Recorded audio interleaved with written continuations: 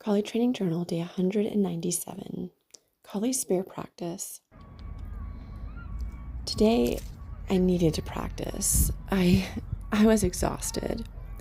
The last week or so has been one of traveling, and I have loved every minute of it, even in the moments that have been difficult.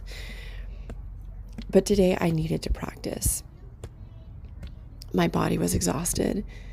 My mind was tired, and I didn't want to practice because of those reasons, but I decided to practice anyway. There's something that has been changing within me since I started practicing Collie, but being unfair with myself and just saying that it's just been since Collie isn't really fair to you as the viewer. My journey really started about 3 years ago. And honestly, it started way before that. It started when I was a kid. It started when I started imagining and envisioning what was possible for me. And for a very short moment in my life, that dream, that reality of what I had seen for myself was true. And then everything came crashing down in a very heartbreaking and difficult many years that followed a really bad breakup. And as I've put my pieces back together, especially since the beginning of 2026, my journey has been so incredible. I have met some of the most amazing people, not because they're well known, not because, they have something really incredible in their life to show for it. They don't brag, they don't boast about themselves, they just be. And they've come into my life because some part of me has willed them into existence in my life. And I don't know who's out there watching this. It's a almost 7.5 minute video. So whoever's out there watching is going to find some value in this, I hope. I've been thinking a lot about making something possible that's not possible, that feels impossible. And yesterday I had the chance to interview a friend of mine on my live Facebook, and actually not yesterday, the day before. But I was able to invite them onto a live that I did on Facebook. I do this live on Facebook every Tuesday at 9 a.m. Mountain Standard Time, and I really felt like inviting this person, Juan of One More Life, Juan Marquez. I felt like inviting him onto my live video, that there would be some value in it, and there was value in it. It was fun, it was exciting, and as I've been thinking about that video, I'll go ahead and post the link in the description.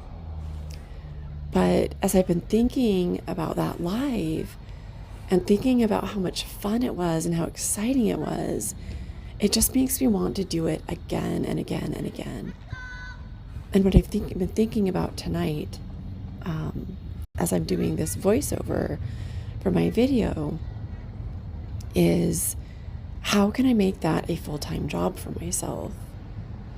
How can I have enough financial resources to be able to travel wherever I want to travel and invite these guests onto a podcast, or start up a regular podcast that people want to watch, that's interesting, and all of the excitement that spurred inside of me. Like, that was the path that I was getting prepared for, and that was a path I needed to go down. And as I've been thinking about this, I've been thinking about the mental limitations that I have in my mind. I've been thinking about all of the conversations that I've had, both with others and myself, that have established limiting beliefs. Not intentionally, but just kind of as part of the conversation, allowing myself to have doubt. And I don't necessarily believe that doubt is bad, but doubt shouldn't ever become so much a part of you that you believe your doubts. You should always doubt your doubts.